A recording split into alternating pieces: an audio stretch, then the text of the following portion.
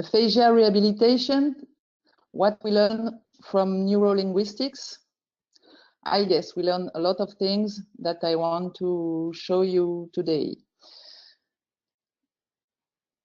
Post-stroke aphasia in the world is a major public health concern, since more than 4 million people are affected by post-stroke aphasia each year.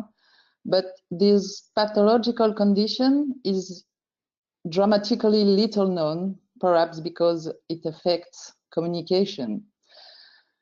If we know that speech-language therapy seems to be globally effective, we don't know really what therapeutic strategy is more effective than another with aphasic patients.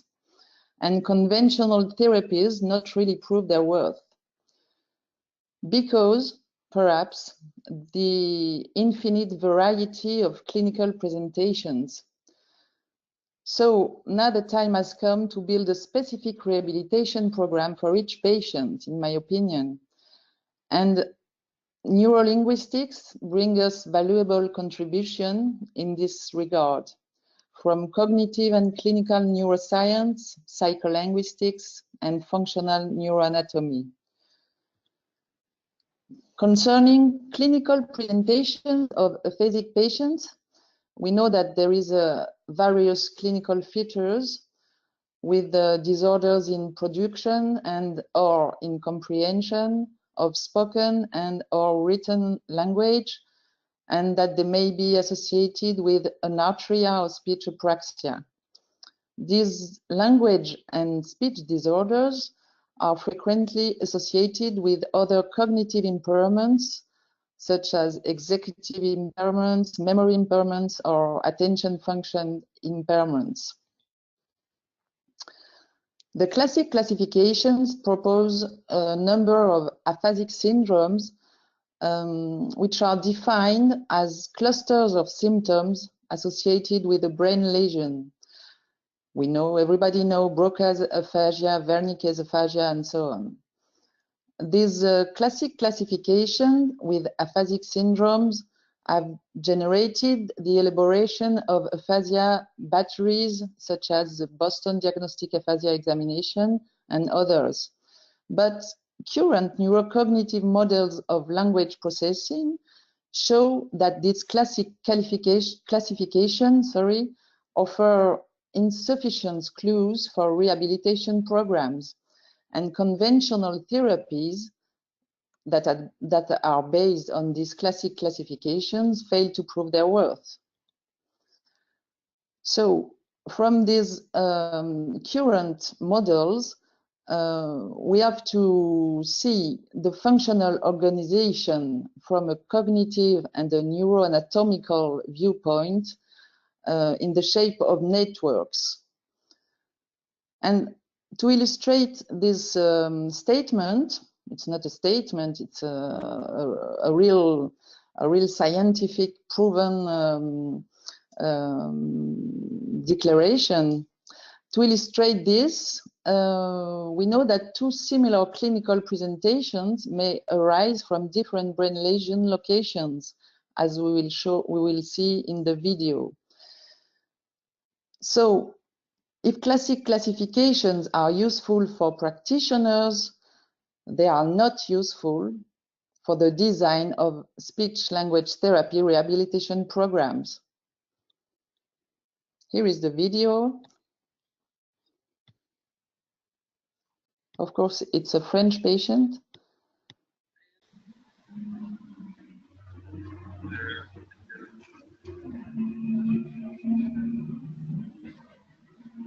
Hein?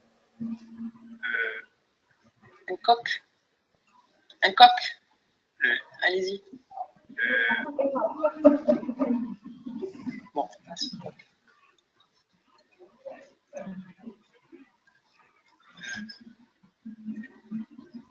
un aspirateur. Non. Bon, passe. Une. Ouais.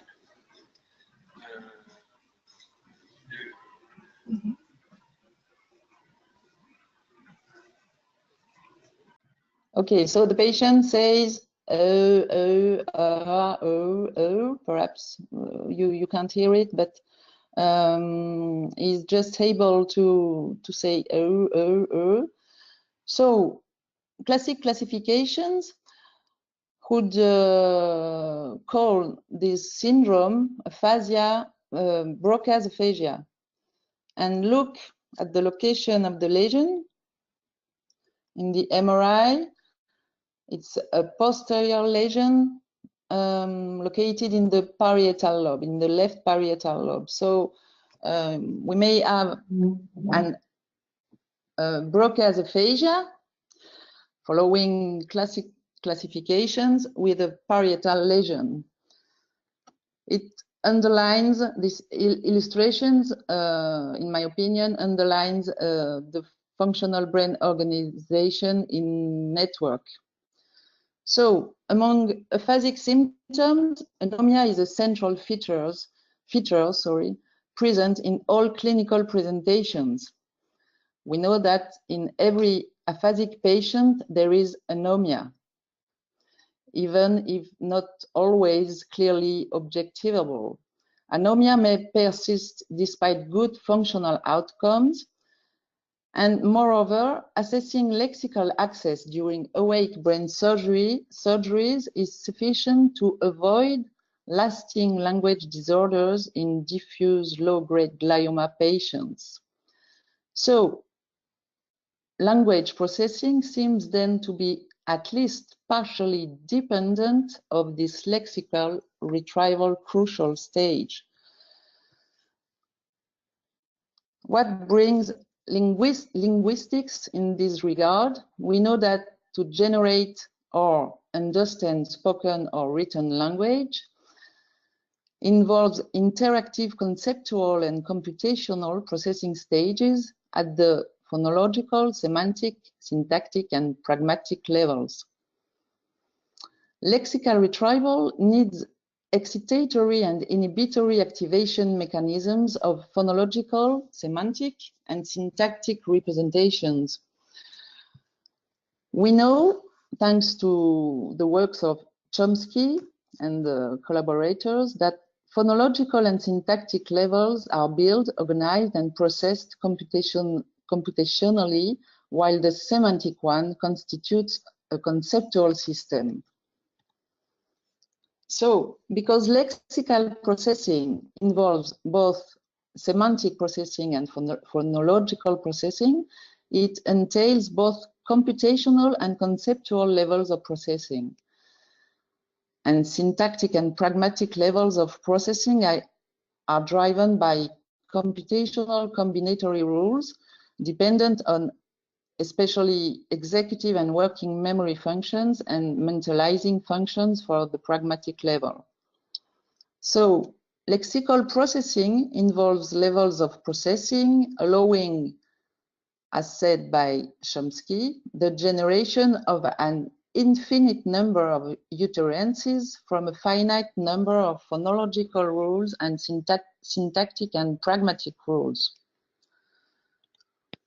We may then suggest that this lexical processing is the really cornerstone of language processing. This could explain why anomia is the key feature in aphasic patients, and perhaps from which, in association with executive disorders, ensue all other aphasic symptoms. Then lexical processing impairments and cognitive processing disorders could be responsible for all aphasic clinical presentations. Thus, the first mission of the speech-language therapist would be, when they want to highlight what are the dysfunctional systems and processes originally of the aphasic symptoms, to focus on the origins of anomia. In this picture, we can see the different clinical features presented by aphasic patient with spoken written word production disorders, spoken written word comprehension, spoken written sentence production, and so on. We can see then the underlying language level of processing with syntactic processing, lexical processing, discourse, and pragmatic. And we can see the underlying system and mechanism that are possibly at the origin of the disorders. Mechanisms of executive function with inhibition, flexibility, planification, working memory, and systems of semantic memory and procedural memory. And the speech-language therapist must be able to highlight what are the underlying deficits originally of language disorders in the aphasic person. So aphasia may be the clinical result of a disorder in one or several language levels of processing and in one or several cognitive mechanisms that allow this processing. This is very important for the rehabilitation. Language doesn't operate in isolation, but thanks to the involvement of cognitive mechanisms. Sorry. Lexical processing impairment may then be related to different underlying deficits linked with either access disorders and storage impairments. There may be a deficit in the retrieval of the word phonological form, or a deficit in the retrieval of semantic features associated with the target word, and these deficits may be accompanied by phonological and or semantic storage impairments. But it's worth noting here that phonological or semantic storage impairment are very rare condition in aphasia following stroke, and they are more likely associated with aphasia linked to neurodegenerative disease. So we have to highlight a deficit either in the retrieval of the word phonological form, either in the retrieval of semantic features. Because lexical access implies the retrieval of both semantic features and phonological form of the target word, this access necessitates the implementation of excitatory and inhibitory activation mechanisms, and these mechanisms are dependent on the level of activation thresholds. This level of activation thresholds is determined by multiple factors such as frequency of use, length of the word, phonological complexity, and weight of associated representations. For instance, in normal conditions, the word dog is more easily accessible than the word warthog in normal conditions.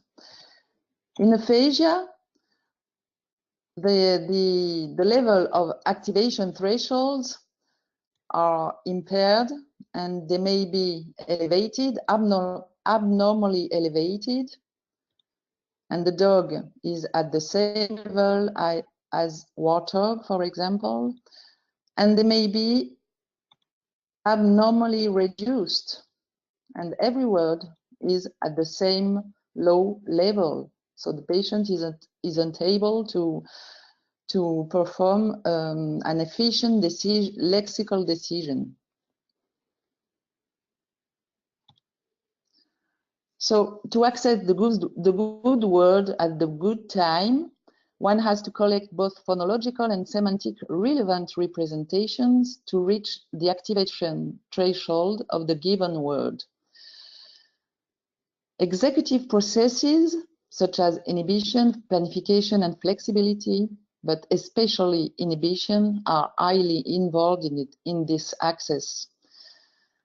So speech-language therapy strategies with aphasic patients should then always be specifically orientated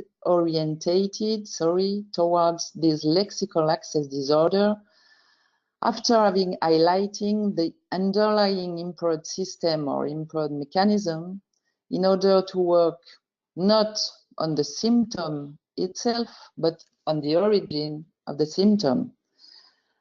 And we might illustrate this with the what I call the broken arm parable. You see the man on the screen. Imagine that a patient go to see his medical doctor because of a pain in his arm. Of course, the doctor won't ask the patient to move his arm in order to treat it. He will rather explore what are the possible origins of this pain. Well, similarly, the speech and language therapist has to explore knowingly the possible origin of the symptoms of the aphasic patient. And the speech and language therapist will work on these origins, on what is originally of the aphasic symptoms and not of the symptoms themselves, sorry. Just like the medical doctor won't work on the broken arm. So this picture shows the possible disorder originally of the lexical processing impairment. It may be an access disorder in the phonological system or in the semantic system. Very rarely, it will be a storage impairment in the phonological system or in the semantic system. So if it's an access disorder in one or the other system, or both, sometimes, we have to look to the activation thresholds, the level of activation thresholds. And this impairment of activation thresholds may be related to cognitive functions impaired, just like inhibition, flexibility, attention, control, working memory, procedural memory, and planification. So the speech and language therapist has to lead a real investigation in order to highlight what are the dysfunctional mechanisms which are at the origin of this access disorder to the phonological system or to the semantic system. And the speech language therapist will see that the mechanisms originally of the disorders are also, for some of them, originally of other clinical features such as morphosyntactic disorders or verbal perseverations.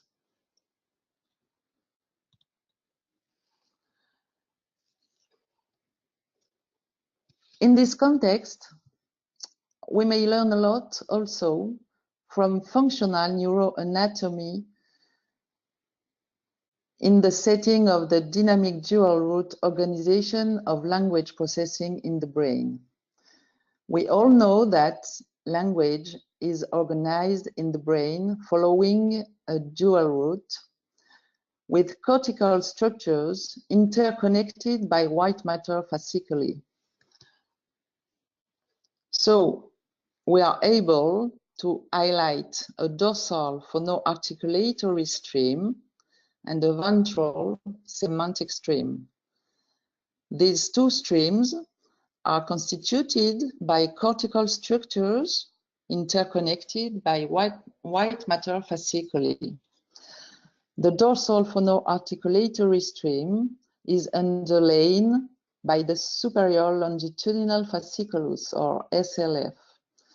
And the ventral semantic stream is underlain by a complex constituted by the inferior fronto-occipital fasciculus, IFOF, inferior longitudinal fasciculus, ELF, and uncinate fasciculus, UF. Here you can see this on the left hemisphere with epicenters, cortical epicenters interconnected by white matter fasciculi constituting the dorsal stream in cold colors, blue and green, and the ventral stream with warm colors, red, orange, and yellow. You can see first that some cortical structures belongs to both the dorsal stream and the ventral stream, and it is very important for the rehabilitation and for the comprehension of the clinical presentation of our patients. And second, that this language organization, this language network, is connected with the speech-related frontostriatal motor circuit, circuit in French, in order to produce language, spoken language. Okay, so different clinical presentations of aphasic patients may then be caused by cortical and subcortical lesions involving the ventral and or the dorsal interactive language roots. It is very important to underline this word interactive. Both roots works in interaction. That means that when one process semantic information, it is always in interaction with phonological processes. And beyond fMRI studies, a unique opportunity to improve our understanding of brain organization and reorganization in case of lesions is brain mapping performed during awake surgery in diffuse low-grade glioma patients. As Dirk told you, I work with Professor Dufaux in Montpellier in neurosurgery with diffuse low-grade glioma patients in awake surgery. And it's a very valuable contribution in the comprehension of aphasic clinical presentation. Diffuse low-grade glioma is a slow-growing, infiltrating brain tumor. This slow growth entails a very efficient functional brain reorganization, allowing extensive resection of the tumor thanks to surgery, but surgery only in awake condition in order to achieve a maximal resection while preserving functional networks. So the neurosurgeon uses direct electrical stimulation while the patient is assessed by a speech-language therapist during the resection. As you will see in the videos, here the installation. Oh, sorry. Okay. The neurosurgeon, the brain, and here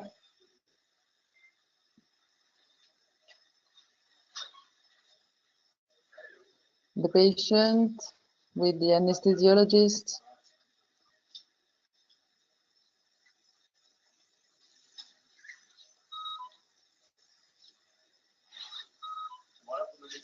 The speech therapist with the computer ready to work. Here it's a video showing the direct electrical stimulations during a task of counting. The patient is counting and the neurosurgeon applies direct electrical stimulation to map brain organization.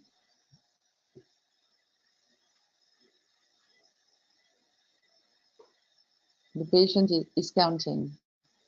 If there is no functional response, the neurosurgeon considers that the region is not functional for this task. This is the naming task, I guess, with the, this is a dual task, naming task and moving. Ah.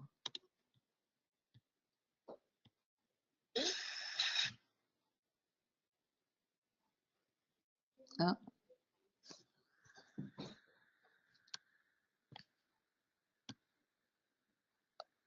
Well, it doesn't work. This is an example of resection.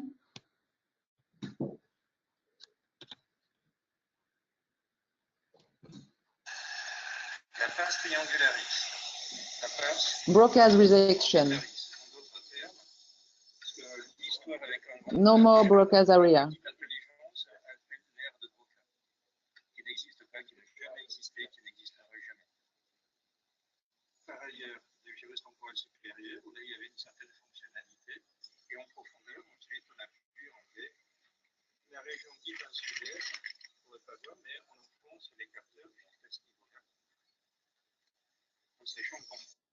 So this is a frontotemporal insular resection, and Professor Dufault shows the brain mapping at the cortical level. You can see it with the stickers, and also at the subcortical level of white matter fasciculi.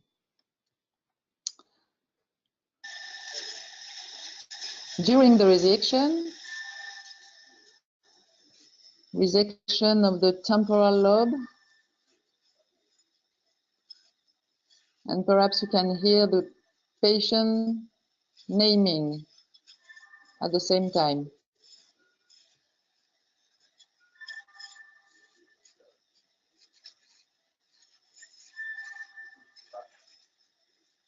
Here the left temporal lobe will be quite totally removed because totally infiltrated by the tumor.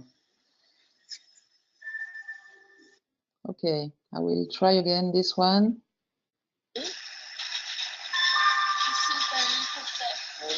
So the patient named pictures while moving her arm.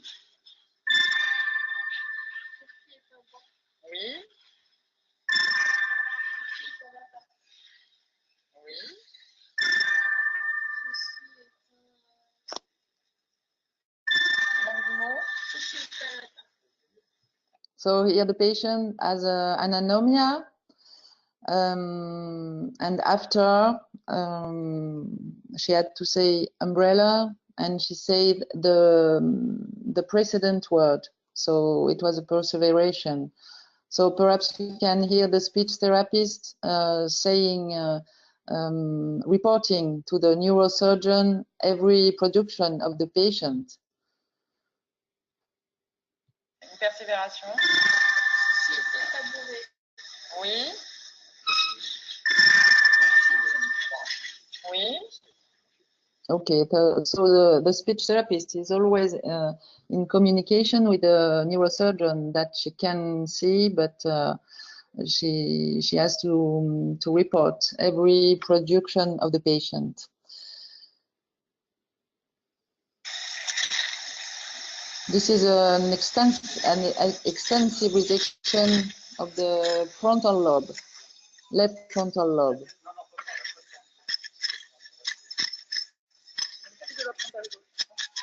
Il reste un tout petit peu de parcularisme, le pied de l'effroi, comme ils disent, sachant que ce n'était pas infiltré, mais il y a eu un doute sur le PPTT au début, mais je n'ai pas pu le reproduire à la fin.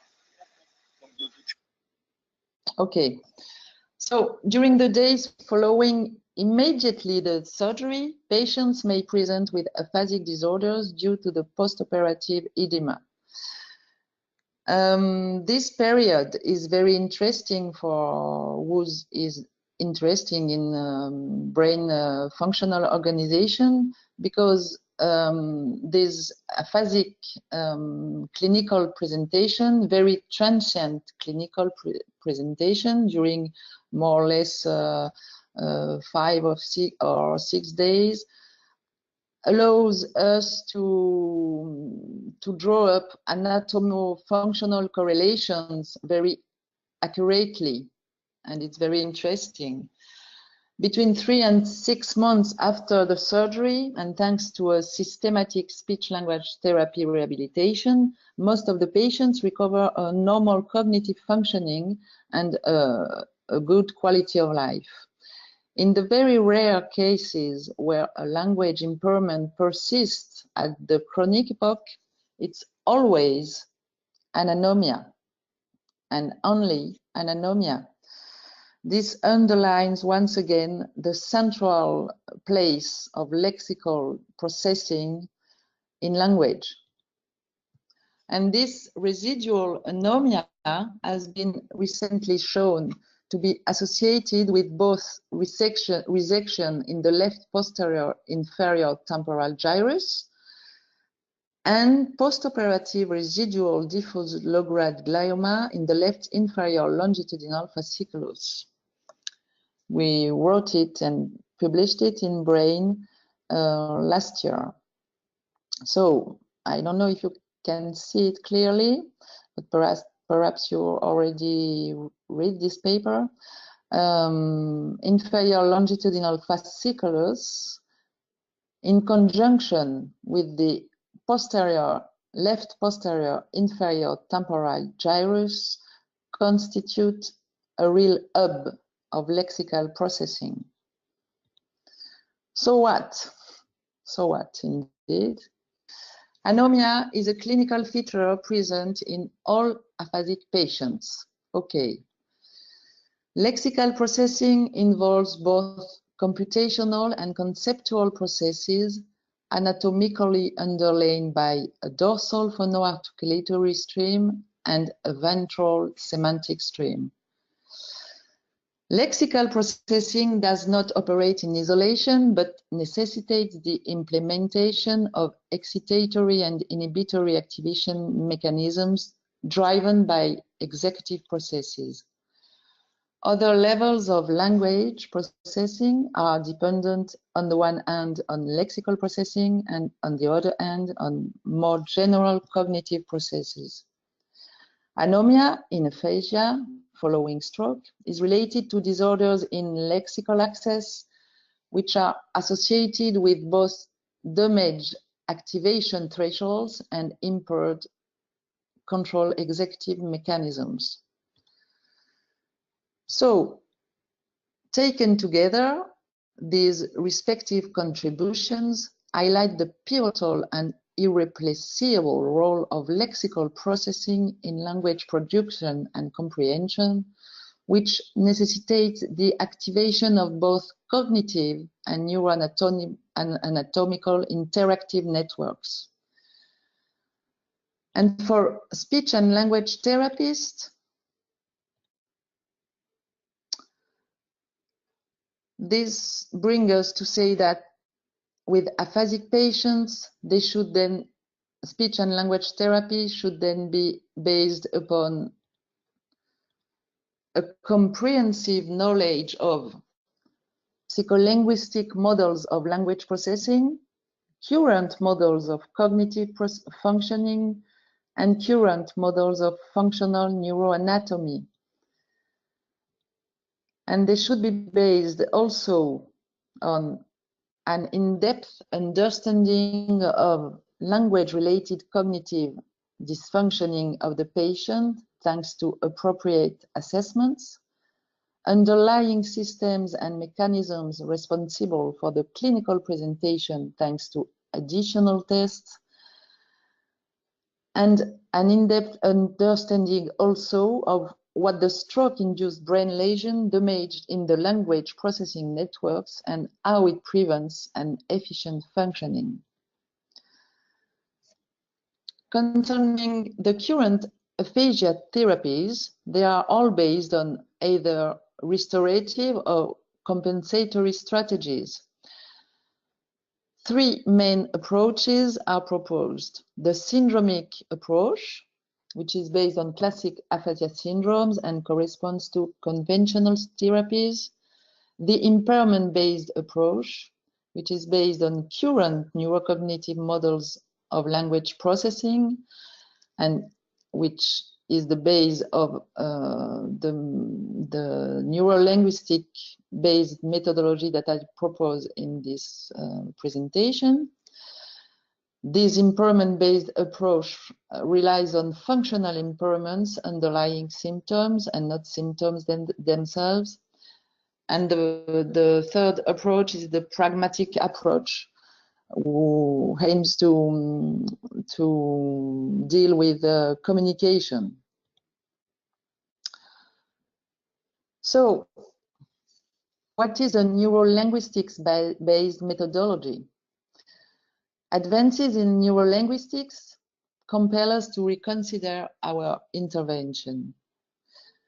Indeed, speech and language therapy strategies for aphasic patients should be designed from a scientifically sound methodology based on current neurocognitive and neurobiological models of language processing. Lexical processing seems to be the only pure linguistic level of language processing, as shown before.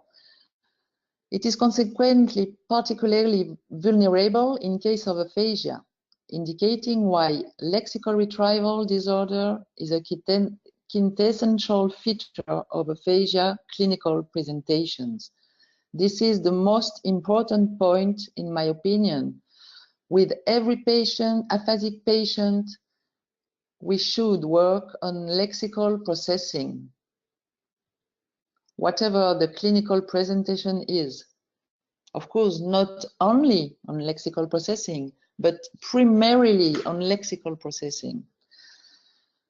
So it seems acceptable to think that language processing and more generally human communication are primarily dependent on this lexical processing. And we may thus reasonably suggest that restoring lexical access is absolutely essential in the context of aphasia rehabilitation. Moreover, language use necessitates the strong implication of cognitive functions such as executive, attentional, and memory functions. So, speech and language therapy for aphasic patients have to be targeted on the one hand, lexical processing, and on the other hand, cognitive functioning. Neurolinguistic-based methodology is in line with the theoretical impairment-based cognitive approach with assessment of impaired and preserved levels of language processing. Concerning lexical processing, is it a semantic or a phonological disorder? Is it an access deficit or a storage impairment? Very rare in aphasia following stroke. Confrontation with neurocognitive models in order to develop meaningful assumptions concerning underlying impairments. Then elaboration of a therapeutic strategy targeting them with a periodic monitoring of efficacy. Of course, it's not a universal methodology and some patients perhaps won't benefit from this methodology, but it is a scientifically sound methodology, and in my opinion, we have to, as speech language therapists, we have to work in this direction. Neurolinguistic-based methodology aims to design individualized rehabilitation programs from specific assessments following a multi-step process. First, a global language assessment in order to highlight the superficial clinical presentation, so the set of symptoms, the clinical presentation. Then specific tests in order to highlight the deep underlying impairments, keeping in mind that lexical processing is the keystone not the keystone, sorry, the cornerstone of language production and comprehension, and that language processing needs the implementation of activation and combinatory mechanisms driven by other cognitive functions. So the speech and language therapist will be brought to assess phonological and semantic processes, and in order to distinguish an access disorder from a storage impairment, all tasks aiming to assess lexical processing will be timed, and provision of cues will be considered, because an access disorder can be highlighted by how do you say, and more time to find the word, augmentation in French, and efficacy of phonological or contextual cues. This is not real for semantic storage. You see what I mean? Okay.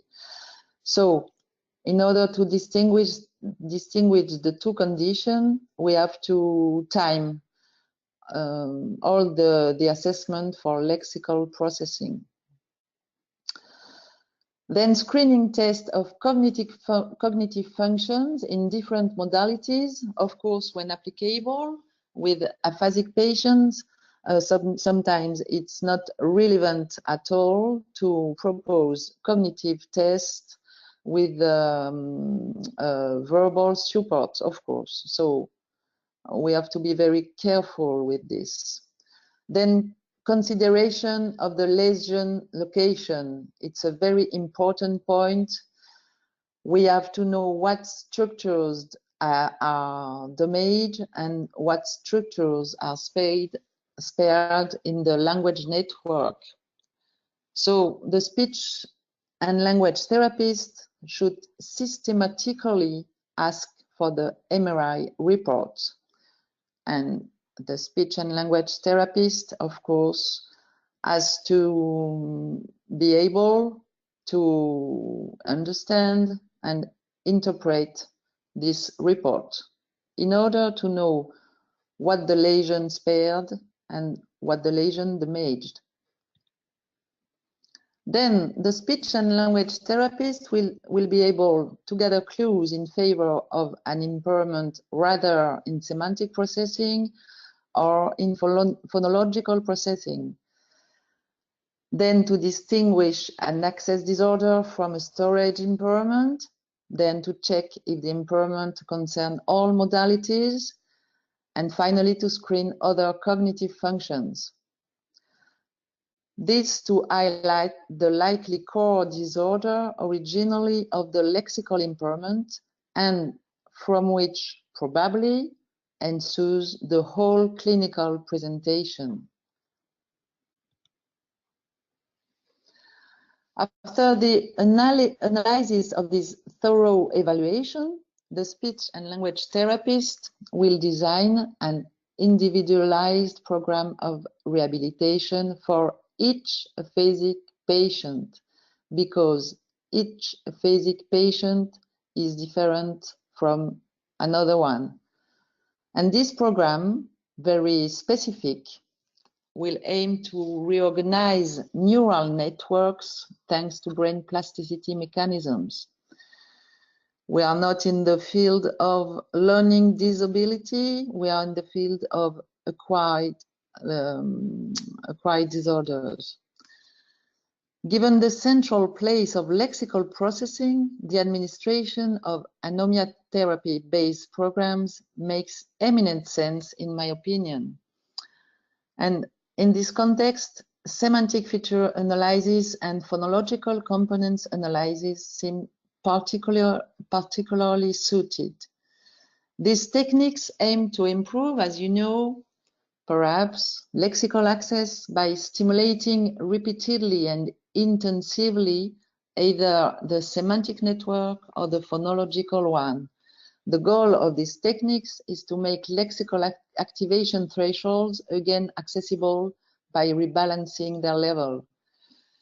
Here you can see the chart of semantic feature analysis, where the patient, is asked to find semantic features associated with the target picture, and here the same for the phonological components analysis, where the patient is asked to find phonological features related to the target picture, and then to name the picture, of course.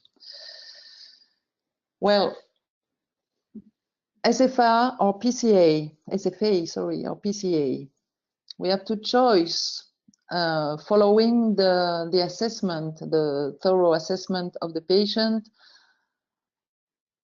rather semantic stimulation or phonological stimulation.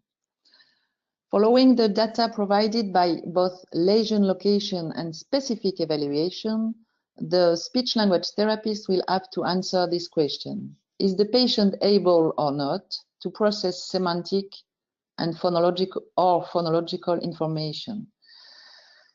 One or the other technique, SFA or PCA, will be relevant at first-line therapy only if related processes are possible.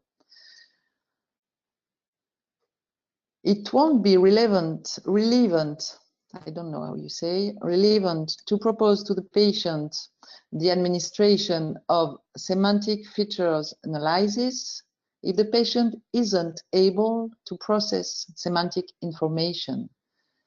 Similarly, it won't be relevant to propose to the patient with a phonological disorder the PCA if he is not able to process any phonological information.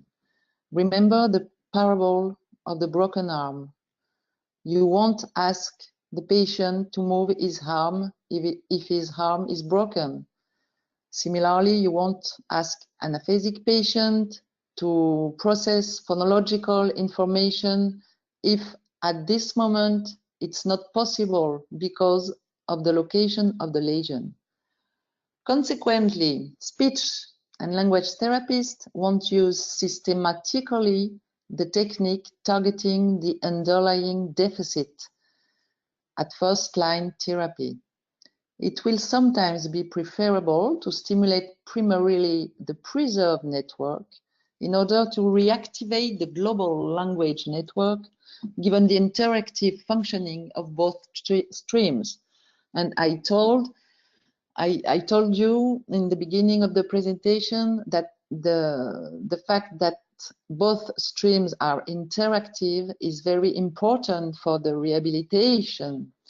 For instance, a patient with very important phonological disorder and who is unable to process phonological information will work with SFA, that is on the preserved network, in order to reactivate the phonological network and the global language network, because semantic stimulation will reactivate probably some aspects of the dorsal stream, which now is totally inefficient.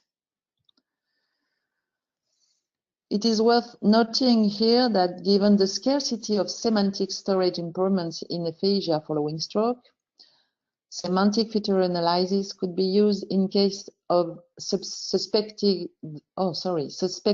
lexical semantic underlying disorders, as well as lexical phonological underlying disorders, as shown recently.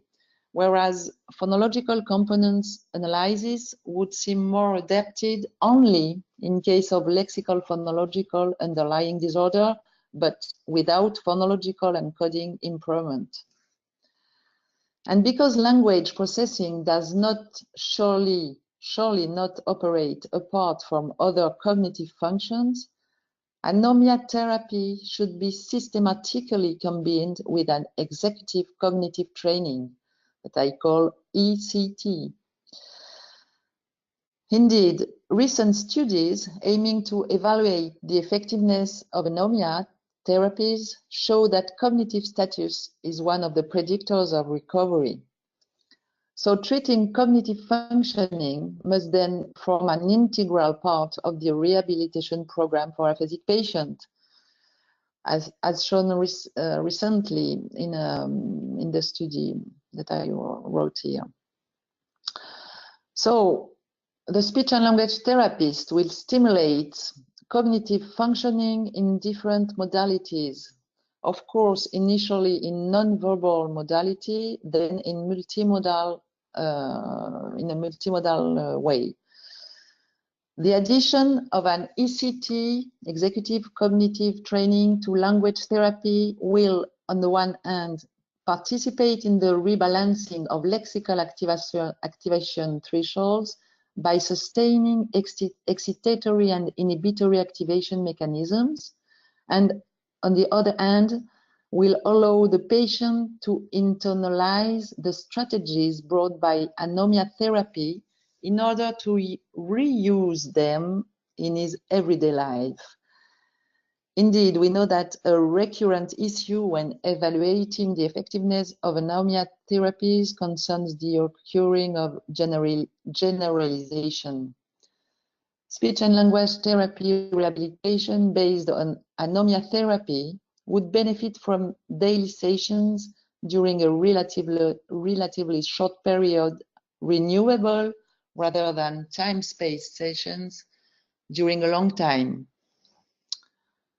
This could bring us to assess the effectiveness of the anomia therapy based on this neurolinguistic methodology, because with this kind of rehabilitation, with the daily session very intensive during a short period, we will be able to have baselines. Sorry, I lose my English. And the speech and language therapist has to answer these three questions in order to evaluate the effectiveness of the therapy. Is the patient able to transfer to untreated items the improvement observed during anomia therapy sessions? Is functional language further improved after this naming therapy in terms of fluency and information content? And do these improvements maintain themselves over time? This is very important. And studies aiming to answer to these questions brought so far contrasted answers. Of course, further studies are needed in order to evaluate the effectiveness of such rehabilitation strategies. This is the next step for me and for my team to evaluate this neurolinguistics-based methodology. And I can't refrain, I don't know how do you say, to show you just in this little square the first and preliminary result of a study that I lead in France with a private speech and language therapist with aphasic patients in order to evaluate the effectiveness of this methodology that I propose. Perhaps you can see here that these are the results of the performance in naming of a number of patients at the baseline, in the mid-intervention of the speech therapy, after the intervention, and 1 month after. And what seems to be brought by these preliminary results is that when using only phonological components analysis without executive cognitive training, of course, the performances improve themselves after the therapy, but 1 month after, there is a decreasing of the performances, whereas with the executive cognitive training associated with therapy anomia, it seems that there is a maintenance over time. But of course, this has to be confirmed by further studies, and we have to look if this improvement and this maintenance over time is also visible in connected speech and functional language. Okay, so we may suggest that adding a well-targeted executive cognitive training to anomia therapy could strengthen its efficacy and enhance the occurrence probability of generalization and maintenance over time. So we learn a lot from neurolinguistics, and an in-depth understanding of both linguistic-related cognitive processes and functional neuroanatomy brings very valuable insights in this field. Speech and language therapists should use with aphasic patients an updated neurolinguistics-based methodology, taking into account information about the lesion location, in order to design individualized rehabilitation programs, focusing on lexical impairment underlying disorders. This suggested neurolinguistic-based methodology could offer a scientifically sound new impetus in the field of aphasia rehabilitation. Okay, thank you very much for your attention.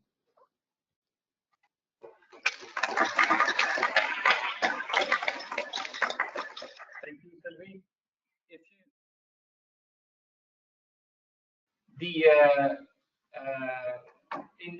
In your theory, you made a clear distinction between phonology and semantics on the one hand, and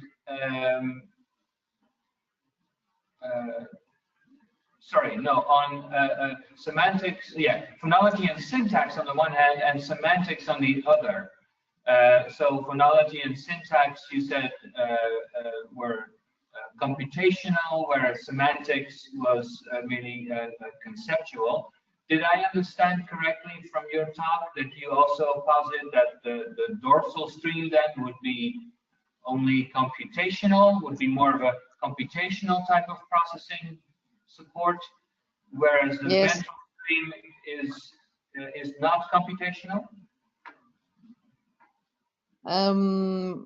The first statement is okay for me, that the dorsal stream is a computational stream.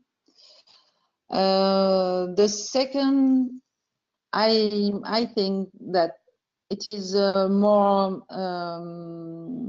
shared stream between computational and conceptual processes, because of course the semantic system is a conceptual system, but it is built following computational and combinatory rules also. You see what I mean? Yes. Yeah, that was exactly the basis of my question, yes. So I think it's also computational to a large degree. The dorsal is computational, I think exactly that, but the ventral stream is computational and conceptual stream. Another question I had before I take a look at whether we have questions online is for syntactic deficits. It seems that, if I understood you correctly, that you would predict that that some level of anomia would always have to correlate with the severity of, for example, a syntactic deficit as well, right? If syntactic deficits have their origin in lexical access or storage, which is quite well possible, I mean, that's a theory that is out there, right? Wouldn't you predict that there's always a strong correlation between the severity of a syntactic deficit and anomia, so word finding problems? And is, Yeah, and if, what I think is that syntactic or morphosyntactic disorders, the origins of morphosyntactic disorders have to be sought both in lexical processing disorders concerning especially the morphological aspects of grammar, syntax, and in disorders in cognitive function and especially planification. So I don't know if there's if we can predict from the severity of anomia the severity of syntactic processing disorder, but what I think is that the syntactic disorder is not a real linguistic disorder, but it's a disorder related on the one hand, lexical disorder, and on the other hand, and especially on planification disorder. Okay, thanks. Any other questions here? We have an online question, Sylvie. I don't know if you can pull up on your end the chat box. I think if you click on that little speech bubble, it says 5. I think you should be able to see the questions online, the chat box. Do you see it? Okay. Yes. I would like to ask 2 questions. What test do you recommend to that? Alors, what test do I recommend to identify surface? Surface processing issues, of course. I use in France. I use either BDAE for superficial. In order to highlight superficial symptoms, Boston Diagnostic Aphasia examination or French test in the same spirit. And for deeper processing issues, I use a specific test aiming to evaluate very specific levels of processing. So naming task, lexical judgment, reading task with words and non-words, writing task with words, regular words, irregular words, and non-words, and what other task? Semantic association task, just like the pyramid and palm tree test, for example. For the semantic non-verbal processing, I use a lot of specific tests that we have in France, and that I guess you have also in America. But what is important is to use a global battery in order to highlight superficial symptoms. It's very important to highlight superficial symptoms because this is the clinical presentation. And then to understand what is at the origin of these symptoms, we have to choose very specific tests in order to highlight what is at the origin of the lexical processing disorder. So naming, always timed, and all lexical tests, reading, writing, judgment, and so on. And verbal fluency, of course, and test of a screening of cognitive functions, just like test, kind of a go-no-go test or something like that. And the second question, What is the explanation for the unbalanced activation for previously? This is the explanation for the unbalanced activation for previously rarely used words. Does tell us what the